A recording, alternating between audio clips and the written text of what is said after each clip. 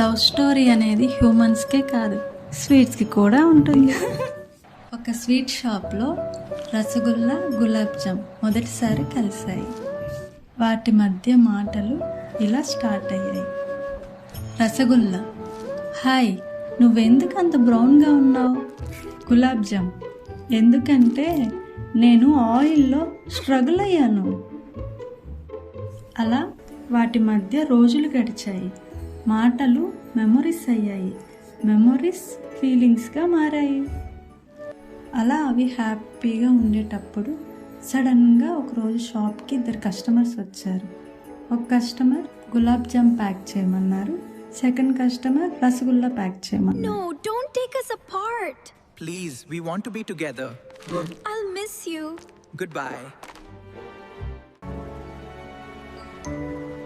కొన్ని కనెక్షన్స్ ఒకే ప్లేట్లో మొదలై లైఫ్ టైం మెమొరీగా మారిపోతాయి.